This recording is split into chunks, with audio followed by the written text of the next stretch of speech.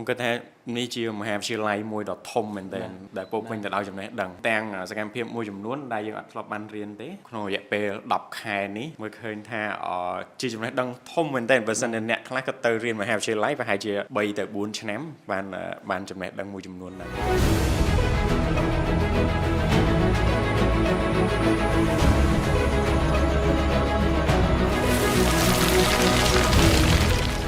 บาจีบสู้บองตักนี้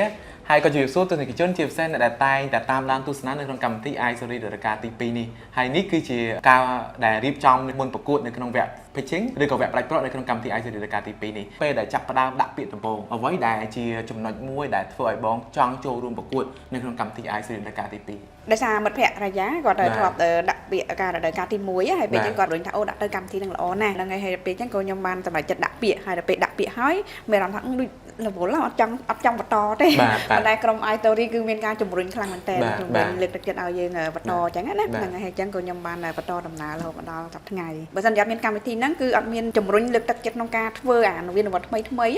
จังกาเฟอร์เวียนวัดนั่นคือเบียดท่าเฟอร์เอาเยอะมีนการวิธีการประกวดประเจนยังได้ยังเบียดท่าดับใบประกวดประเจนคือยังปรังไปน้องการมเลือกตัววิธีสร้างน้องการเฟอร์ไว้ได้ทำไมนะใบประกวดประเจนจมูกนั่งมาจ้าจากคือเต็มเปียดยมตัวบานลิงปีมัดแพะยมได้กดทลบมีนเสกสาพิมลให้ยมอ่านภาษาไม้เต้าเตะตรงหนึ่งไอ้เดยมจองเฟอร์ได้ชีนวินวัดจุดปะทานสหกรมเต้ยมรีจิสเตอร์ตั้งก็มาเยอะครั้งก็มีกรมการเงินคอเต้ยมจองสู้ท่าบองเซเว่นเดซ่าแต่บองท่านในขณะชีวิตกรรมในเวียนวัดสนามจังเอาไว้ได้บองเคยเก็บเพียบคาข้อพลายชีวิตเส้นในไปได้บองบานโจรวมในไงหนับโบไปได้เกจุกตือกลายบองโตแล้วแต่ตายบองมีนอารมณ์ยังไม่ได้โยอย่างนั้นได้ปนกัดเจ้าเต๋อไปติดเจ้าเต๋อđó cứ quạtสภาพก็จับดำถอดเพลียมแต่มาดองให้ไงนั่งไปมีอุปสรรคในซาตามีนเพลียงมีนไอ้แต่ก็อัดเรียติในคลาสก็เกิดทั้งจำแรงเพลียงเส้นจำไอ้เส้นจังงั้นนะแต่นี่อัดแต่จังกวาดยมเกิดทั้งการเงินนี้เมื่อแต่กรมบอกกวาดคือจำรุนเยอะจังสำหรับnhómคือยมมาได้ทลบบานปลองหรือก็โจรวมไอ้เซ็งๆเลยนี่คือทำไมสำหรับnhómแต่ยมหนึ่งเรียนปีกรมแล้วครูวัดพร้อมเตียงปนบ้านชนะเกิดช่วยเป็นยัวบรรยายเชี่ยแสดงเตอคือจับบอกเปกระดาษตีดาวให้บรรทัยกรมแล้วครูวัดพร้อมเตียงปนติเอาเนี้ยเกิดช่วยเลยติดเชื้อทับบองตัวมุกเตี้ยยังดาวเปกระดาษพลังงานยังบรรทอดาวตัวมุกเตี้ยตั้งแต่ยัดเท่าไหร่ยมจังสู้บองบ่ไรในจุดเนี่ยจังสู้บองได้ทราบบองด่าเลิกตีปีหอยให้ได้บานมาต่อจัดไอ้บองเลยแต่ต่อด่าเลิกตีปีในเตี้ยไปบุเลิกตีมุ้ยบองบานด่าปีประกูดแต่ยังบอบานจบในขนมไปกระจนมาไพ่ใบเนี่ยพองนั้นจิตตุเตอร์การเจอรือคือเมียนกำหนดมันอัดไอโดยการประลองเจนบิสลาที่เจนบิสลาเอาแต่ประตูล้อคือจบแต่จังยังในเมียนจำเลยให้ยังคือท่าเมียนชนะประลองทางการด่าเลิกตีปีคือยังจังอภิวัตอาชีพกรรมบ่ยังให้ยังจังสกอลละไว้ได้ท่าพิภพโลกดิจังบ้านไปแจกเจียทำไมก็โดยเจียบหลอดผลิตภัณฑ์ทำไมแต่จังยังกระสาบองให้โทษดาวกรมการเงินคลาดกระทาคลายแต่วอลมันอาจเมียนเปย์เรียนกรมการเงินนั่นไงปันแต่ยังวอลเมียนก็ปันแต่ยังพิจารณาหรือครูเนี่ยครูก็ช่วยจุ่มรุ่งให้ยังมีการวิธีออนไลน์เจริญแต่จังยังเฉลี่ยไปกรมการเงินย่อมกอดสาวปีบองสืบเฉยยังเกยอาชีพกรรมมวยได้ตึงบกบ้านยังเคยท่าเมียนแต่ปลักตุยมวยเมียนแต่สังกะไซมวยก็อาจเพื่ออาชีพกรรมมวยบ้านได้สู้บองจะรำท่าเปย์ได้กรมการเงินโจตึให้ดาวตีตังแบบบองถ้าบองมีอารมณ์ไม่ได้ลือแต่ยมจอบนั้นมอสเพียยมมีอารมณ์ไผ่เยอะกระแรงกระตุ้ยให้ซ้ำแระพลังจังก็เวียตอนละออินนาจังดังท่าดังจอบมันจอแต่อันนั้นสมัติพิบในยืมเมียนคือยืมเราแต่เฟอร์เวียบานจังต่อสู้ขนมจุบันยืมจังยมมีแต่ปนนั้นแต่ยมออกก้นเนี่ยกรรมทีนั้นจอกต่อสะสามยังไงต้องยังต้องเพลียงเนาะเพลียงกันไม่จบเพลียงว่ากรรมทีบอกเยอะบอกกระตุ้ยวิตามินชนำติเพียบละใบละบ้านการสกอร์ยมกระทาในเมียนกำลังด้วยขึ้นได้แต่ให้ไอ้บานเจี๋ยบรรดาจะได้บอมมิลลี่โจรบกวดในกรรมทีนั้นโจรวมจมูกในไอสตอรี่ดับใบเรียนมันแถมทายเยอะกูแต่สกอลปีคลุนไอกูแต่เธอบัตรนาเตียในไงหมกก็จ้องเคยคลุนไอ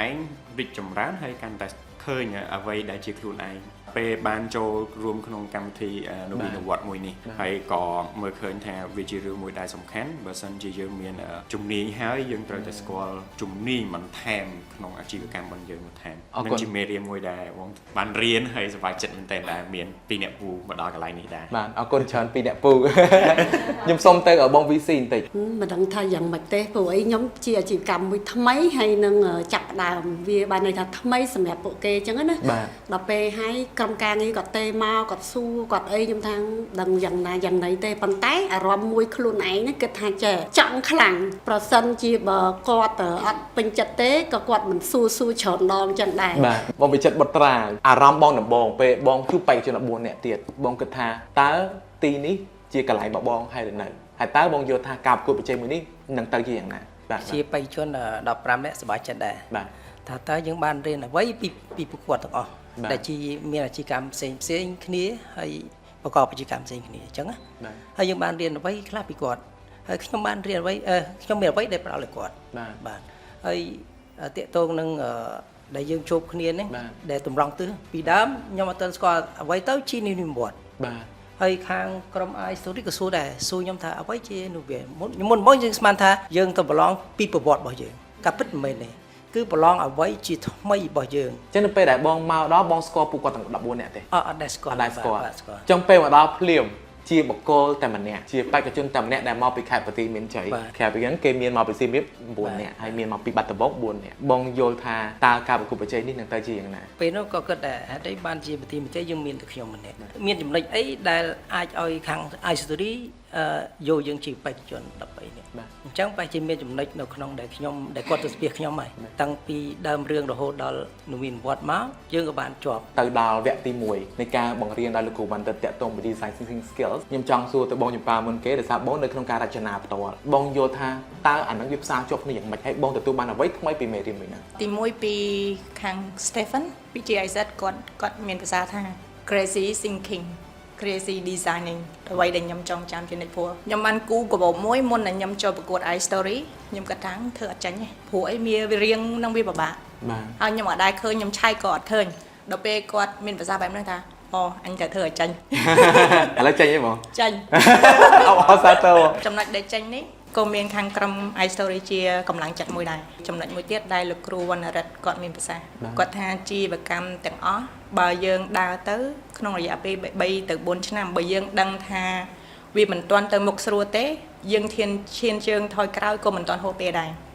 តែយើងត្រូវប្រកាន់ភ្ជាប់ធ្វើអ្វីដែលយើងស្រឡាញ់យើងចាប់ផ្ដើមធ្វើវាសារជាថ្មីអានឹងគឺជាគោលដៅច្បាស់លាស់មិនមែនយើងឈានជើងថយក្រោយនឹងយើងបរាជ័យទេឲ្យតែយើងមានគោលដៅច្បាស់លាស់ធ្វើអ្វីដែលយើងស្រឡាញ់គឺទៅមុខប្រឹងឲ្យអស់លទ្ធភាពហ្នឹងគឺជាចំណុចទីហ្នឹងដែលខ្ញុំចាំច្បាស់ជាងគេអញ្ចឹងឥឡូវយើងសូមទៅមេរៀនទី2វិញមេរៀនទី2ដោយបង្រៀនដោយអ្នកគ្រូសុកហេងតាក់ទងជាមួយនឹងការគ្រប់គ្រង innovative គម្រោង innovation បាទអញ្ចឹងខ្ញុំចង់សួរបងគុណហេងថាដោយសារបងគុណហេងបើនិយាយពី background សិក្សាបងបានច្រើនតាក់ទងជាមួយនឹងការគ្រប់គ្រងអាជីវកម្មដូចគ្នានៅពេលដែលបងបានរៀនតាក់ទងជាមួយមេរៀនទី2ហ្នឹងហើយយើងមានសកម្មភាពច្រើនហ្នឹងបងយកយ៉ាងណាដែរតាក់ទងមួយនឹងមេរៀនទី2ហ្នឹងខ្ញុំកាន់តែចាប់អារម្មណ៍បន្ថែមដោយសារតែយើងទឹកតាក់ទងជាមួយនឹងការគ្រប់គ្រងគម្រោងមួយអញ្ចឹងនៅពេលដែលយើងធ្វើអាជីវកម្មមិនថាយើងធ្វើអីយើងត្រូវតែមាន plan របស់យើងហើយនឹងមានគម្រោងហើយលើពីនេះទៀតយើងក៏ត្រូវចេះគ្រប់គ្រង risk ដែរនៅពេលដែលយើងបង្កើត idea មួយថ្មីយើងត្រូវវិភាគអំពី impact ក៏ដូចជាវិភាគអំពី risk ក៏ដូចជាផលប៉ះពាល់តានៅពេលដែលយើងធ្វើគម្រោងហ្នឹងទៅយើងធ្វើនិវិនវត្តមួយនឹងទៅតើមានផលប៉ះពាល់អីទៅដល់អ្នកប្រើប្រាស់ក៏ដូចជាអ្នកផលិតទីពិសេសតើអ្វីដែលយើងធ្វើនោះវា long term កម្រិតណាអានឹងអ្វីដែលខ្ញុំបានរៀនបន្ថែមទាក់ទងមួយនឹង project បាទអរគុណអញ្ចឹងនៅក្នុងការប្រកួតទី2ហ្នឹងការសំទោសការចូលរៀនវគ្គទី2ហ្នឹងយើងឃើញថាយើងមានលេងហ្គេមមួយដែលឲ្យបែងចែកទិញអាគ្រឿងក្រៅហើយយើងចាំកន្លែងហ្នឹងឯងបងហើយយើងបានដូរក្រុមហើយខ្ញុំឃើញក្រុមដែលមានការបកាយវិញខ្លាំងជាងគេគឺក្រុមបងសាវិនជាមួយបងកញ្ញាពេលហ្នឹងយ៉ាងម៉េចដែរបងបេសកកម្មសង្គ្រាមលើកទី1ហ្នឹងកើតឡើងហ្នឹងមិនដែរបងអាវគ្គមួយហ្នឹងគឺថាយ៉ាងម៉េចដែរពេលហ្នឹងអាច remind តិចបានទេមានអារម្មណ៍តឹងទ្រូងព្រោះធ្លាប់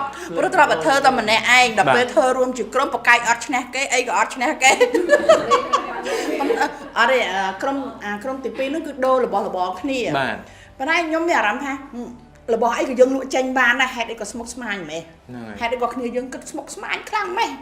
ឲ្យតែនៅលើដៃយើងចេះលក់យើងលក់ចេញបានទាំងអស់នឹងវាមិនមែនជារបស់ដែលយើងត្រូវការក៏ដោយបាទចាហើយប៉ុន្តែប្រកែកអត់ឆ្នះគេក៏តាមដំណើរទៅ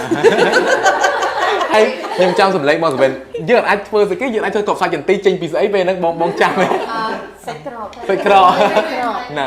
ពេលហ្នឹងមិនទៅបងអាចលើកទីតាមពិតបើនិយាយទៅខ្ញុំច្រឡំ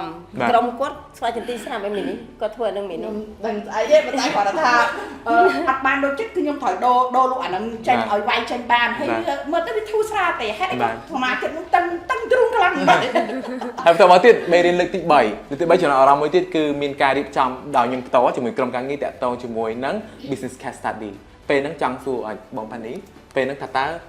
មេរៀនមួយហ្នឹងបងយកយ៉ាងណាដែរចំពោះមេរៀនទី3ដែលយើងធ្វើជាមួយគ្នាតកតងការរៀបចំ case study ហ្នឹងដំបូងខ្ញុំពិបាកខ្លាំងមែនទែនដោយដតដឹងថាខ្លួនឯងហ្នឹង point ទៅកន្លែងណាមួយឲ្យច្បាស់លាស់ហេបាទអញ្ចឹងខ្ញុំគិតថាដោយថាយើងគិតច្រើនគំនិតយើងច្រើនឲ្យចង់ធ្វើនេះបន្តិចចង់ធ្វើនោះបន្តិចអញ្ចឹងទៅយកបានផ្ដោតទៅលើចំណុចណាមួយសំខាន់ៗនេះនៅពេលដែលខាងក្រុម ISRI គាត់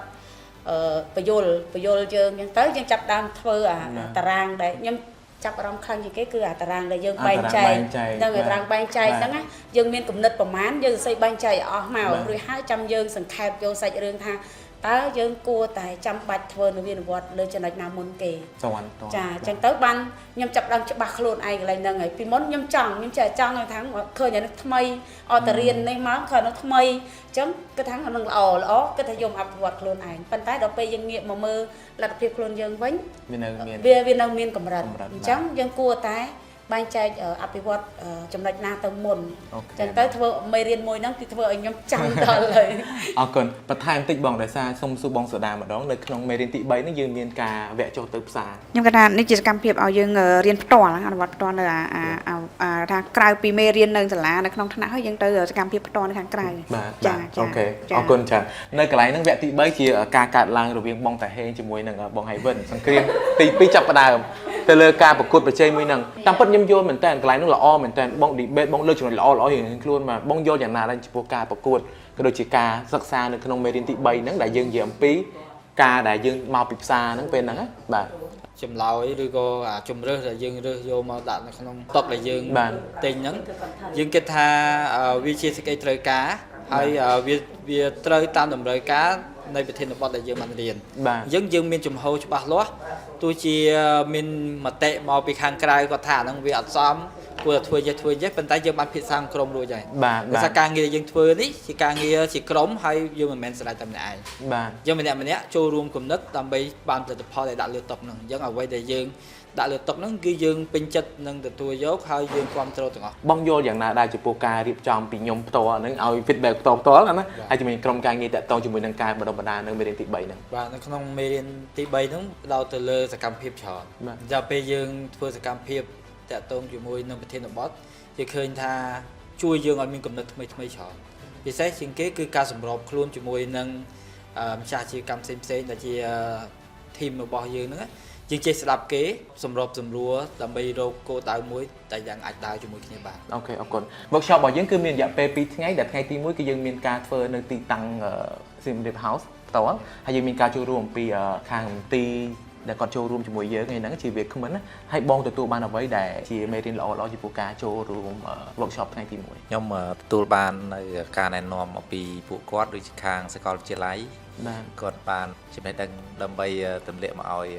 ខាងពួកខ្ញុំនឹងដូចជាការអភិវឌ្ឍទៅលើគោលដៅនៃផែនការអភិវឌ្ឍអាជីវកម្មក៏ដូចជាផលិតផលគឺដាក់គោលដៅឲ្យត្រូវដោយបានបងនិយាយខាងមុនអញ្ចឹងគឺអាជីវកម្មវាអាចដើរថយក្រោយវិញដើម្បីសាកដើមឡើងវិញគឺដើម្បីពង្រឹងដែលយើងធ្លាប់បានហើយយើងដាក់គោលដៅឡើងវិញហើយពាក់ព័ន្ធនឹងគុណភាពក៏គាត់ផ្ដោតសំខាន់ដែរបាទអញ្ចឹងយើងទូចំណេះដឹងពីគាត់បានគុណភាពយើងមិនគិតថាយើងត្រូវល្អតែយើងទេគឺឲ្យមានអតិថិជនគាត់អ្នកដាក់បន្ទុកឲ្យយើងបាទសូមទៅបងទីតូថ្ងៃ workshop ទី2បងដឹងថាយើងធ្វើនៅណាពេលហ្នឹងថ្ងៃ workshop ថ្ងៃទី2មានអារម្មណ៍ចម្លែកដែរពេលដែលមក workshop ហ្នឹងស្រាប់តែទៅកន្លែងដូចជារមណីយដ្ឋានអីចឹងមានការភ្ញាក់ផ្អើលទៅក្នុងចិត្តចានឹកឃើញថាតើការ workshop នេះនឹងផ្ដល់សារៈសំខាន់អីខ្លះបានជាគាត់នាំមកដល់តំបន់ហ្នឹង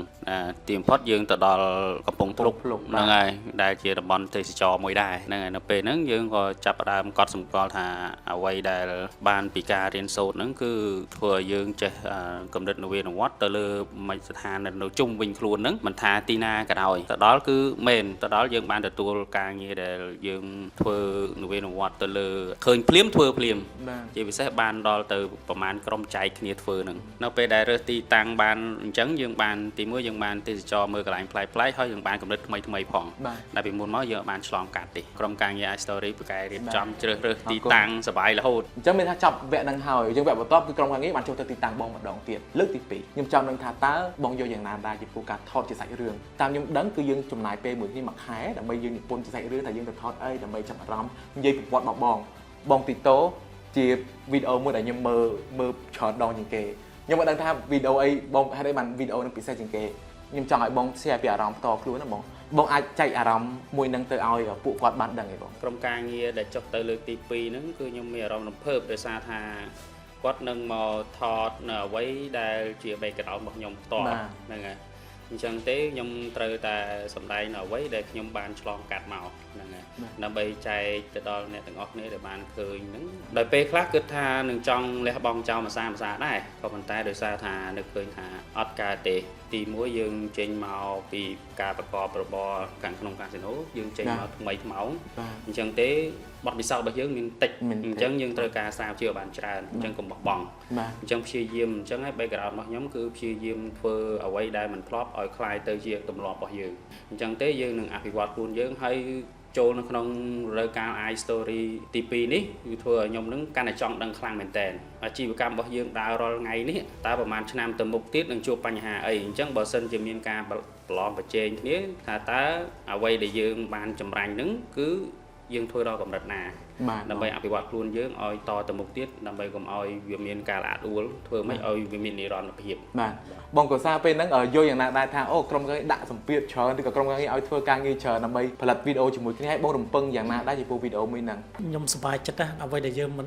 ដែលនិយាយប្រាប់នរណាគេតែថ្ងៃហ្នឹងគាត់មកអញ្ចឹងមានតែជំរុញឲ្យយើងនិយាយជីវិតពិតរបស់យើងឲ្យអស់ភាពតស៊ូភាព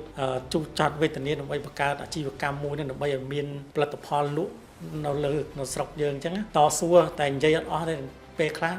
ដួលចឹងខ្ញុំតកាច់ពោតតែឯងក៏មានដែរត្រឡប់មកធ្វើវិញមានការជំរុញអាជីវកម្មមួយគឺទាមទារធនធានតាំងពីធនធានហិរញ្ញវត្ថុធនធានចំណេះដឹងតកលេខមួយខ្ញុំមើលថាយើងមានធនធានចំណេះដឹងតែធនធានជំរុញខាងផ្នែកហិរញ្ញវត្ថុនោះដូចពិបាកវាវេទនាតស៊ូអញ្ចឹងពេលយើងដួលបោះបង់តែអាជីវកម្មយើងនៅបន្តយើងសុំច្បាប់គេនៅបន្ត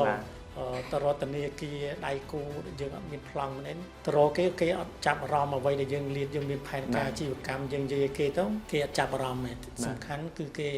ត្រូវការទ្រព្យប្រចាំអញ្ចឹងណាអញ្ចឹងអស់សង្ឃឹមអញ្ចឹងរមិត្តភ័ក្រដែលគាត់ចាប់អារម្មណ៍នៅលើនឹងមិត្តភ័ក្រគាត់អត់ផ្ដោតថាគេបង្កើតគេចេះបង្កើតគ្រប់តែគ្នានឹងលើទីផ្សាផងបរទេសផងហើយយើងទៅមកធ្វើអញ្ចឹងទៅរួចដែរអ្នកខ្លះ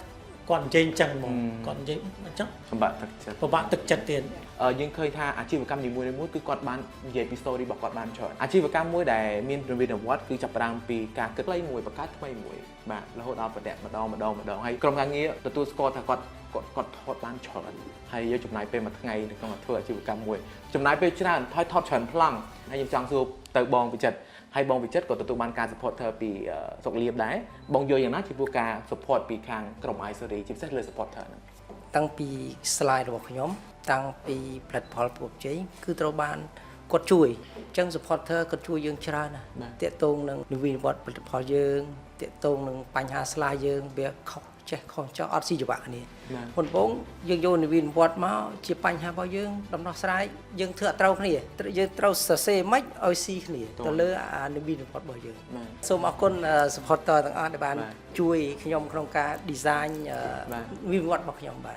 អរគុណចង់សួរទៅបងចំណាប់បន្តចុះពី iStory ផ្ទាល់ហ្មងខ្ញុំឲ្យបងអាចលើកពី3ចំណុចដែរបងគិតថាអ្វីដែលបងយល់ឃើញពី iStory ទី1 iStory គាត់ជួយបង្វឹកនៅអ្វីដែលយើងអត់ចេះធ្វើឲ្យយើងចេះហើយនឹងយល់ដឹងឧទាហរណ៍ថាធ្វើ slide ធ្វើអីចឹងណាខ្ញុំលើកពីចំណុចកន្លែងហ្នឹងធ្លាប់ប្រើ PowerPoint អញ្ចឹងណា Canva ខ្ញុំអត់ដែរសោះខ្ញុំទៅទាំងងងឹតហ្មងតែខ្ញុំរាវបានបន្តិច supporter ខ្ញុំនៅក្នុងសលៀបនិយាយហ្នឹងទៅសឹងគ្រប់ពេលឆារគាត់រហូតអូខេ ហើយចង់ទៅបងមីលីបន្ថែមទៀតចង់សួរថាជារួមបងយកយ៉ាងណាដែរចំពោះក្រុមការងារ iSeries ផ្ទាល់ ผมគិតថានេះជាមហាវិទ្យាល័យមួយដ៏ធំមែនទែនដែលពោពេញទៅដោយចំណេះដឹងទាំងសកម្មភាពមួយចំនួនដែលយើងអត់ធ្លាប់បានរៀនទេក្នុងរយៈពេល10ខែនេះមើលឃើញថាជាចំណេះដឹងធំមែនទែនបើសិនជាអ្នកខ្លះក៏ទៅរៀនមហាវិទ្យាល័យប្រហែលជា3ទៅ4ឆ្នាំបានចំណេះដឹងមួយចំនួនហ្នឹងពួកយើងនៅក្នុងកម្មវិធីនេះហើយក៏អរគុណដល់ចិត្តដល់មុតមមជាពិសេសវុតអរគុណមែនតើអរគុណណាបាទខ្ញុំអរគុណបងហើយក៏អរគុណដល់អ្នកគ្នាដែរមែនតើទៅតាក់ទងជាមួយនឹងកម្មវិធីមួយហ្នឹងទឹកចិត្តខ្ញុំក៏បានមកពីបងដូចគ្នាដែរជំរុញទឹកចិត្តបងចម្ប៉ាខ្ញុំចង់ដឹងថាបងមានអារម្មណ៍យ៉ាងណានៅពេលដែលអាជីវកម្មរបស់បងត្រូវបានសរសេរនៅលើខ្មែរថៃហើយបានបោះពុម្ពចេញផ្សាយខ្ញុំមានអារម្មណ៍ថារូបខ្ញុំនៅលើ social media មួយហើយគឺជាអ្វីដែលខ្ញុំស្រឡាញ់តាំងពីក្មេងមកឥឡូវវាចេញលទ្ធផលហើយសម្រាប់ខ្ញុំគឺជោគជ័យខ្លាំងពីព្រោះអីខ្ញុំមិនដែលបាននិយាយទៅយើងមកពីគ្រួសារអ្នកអត់ពីជាយខេត្តមែនតើអញ្ចឹងចំណុចហ្នឹងសម្រាប់ខ្ញុំគឺហៅថាជោគជ័យបំផុតក្នុងជីវិតព្រោះអីអត់ធ្លាប់មានក្នុងឆាកជីវិតទេអូខេហើយបងកូននេះចុងក្រោយអាចថាយល់យ៉ាងណាចំពោះការប្រកួតនៅថ្ងៃស្អែកនេះសម្រាប់ថ្ងៃស្អែកខ្ញុំជឿថាទាំងអស់គ្នាអាចជាកំពុងបារម្ភហើយណាសម្រាប់ខ្ញុំគឺជាកម្មវិធីមួយដែលយើងបង្ហាញនៅអ្វីដែលយើងមានបង្ហាញនៅគំនិតឬគតិបសាលដែលយើងកំពុងគិតអាចថាអ្នកខ្លះគិត20ឆ្នាំមុនមកហើយអ្នកខ្លះក៏ទៅតែចាប់ផ្ដើមគិតយើងប្រឹងប្រែងហើយធ្វើអស់លទ្ធភាពតាមអាចធ្វើទៅបានបងណាមានអីជាអារម្មណ៍ចុងក្រោយសារយើងមានពេល2នាទីបន្ថែមទៀតអញ្ចឹងខ្ញុំសូមអរគុណដល់ក្រុម iStory ខ្ញុំចូលចិត្តរៀនសូត្របន្ថែមប៉ុន្តែមិននឹកស្មានថាកម្មវិធីមួយនេះធ្វើឲ្យបេះដូងខ្ញុំហ្នឹងរំភើបជាមួយក្មេងៗប្អូនដែលគាត់មានទឹកចិត្តខ្ញុំទទួលបានអារម្មណ៍កក់ក្ដៅចាធ្វើឲ្យខ្ញុំនឹងដើរទៅមុខបើសិនជាអត់ក្រុមគាត់ទេក៏ខ្ញុំបោះបង់ការប្រកួតតាំងពីខ្ញុំចូលមកវគ្គធ្វើ slide ម៉េះចាបាទអូខេអរគុណបងអរគុណម្ដងទៀតហើយជូនពរដូចគ្នាស្អែកជាថ្ងៃប្រកួតមិត្តភាពនៅតែជាមិត្តភាពតែគូប្រជែងតែគូប្រជែងយើងជាការប្រកួតនៅវិនវត្តអញ្ចឹងម្ដងហើយម្ដងទៀតអរគុណទៅបង15ដែលបានចូលរួមយ៉ាងស្រាក់ស្រាំក្នុងកម្មវិធីប្រកួតហើយក៏ដូចជាអរគុណជាពិសេសអ្នកដែលបណ្ដា sponsor ឬក៏អ្នកគ្រប់គ្រងក្នុងកម្មវិធី iSeries រដូវកាលទី2នេះជាពិសេសអ្នកដែលគាត់គ្រប់គ្រងយើងពីក្រៅជាបេក្ខជនផ្សេងៗទៀតដូចគ្នាមានការជួយ vote ជួយ share ជួយ like ក៏វីដេអូរបស់បេក្ខជនដូចគ្នាបេក្ខជន15នាក់ផ្ញើបេះដូងទៅដល់បងប្អូនដែលទស្សនាក្នុងកម្មវិធី iSeries រដូវកាលទី2នេះហើយសង្ឃឹមថានវានុវត្តន៍របស់យើងនៅតែបន្តហើយសង្ឃឹមថាការរួមគ្នាសហការគ្នារវាងបេក្ខជន15នាក់នៅតែបន្តជានិរន្តរ៍បាទអរគុណហើយសូមជម្រាបលា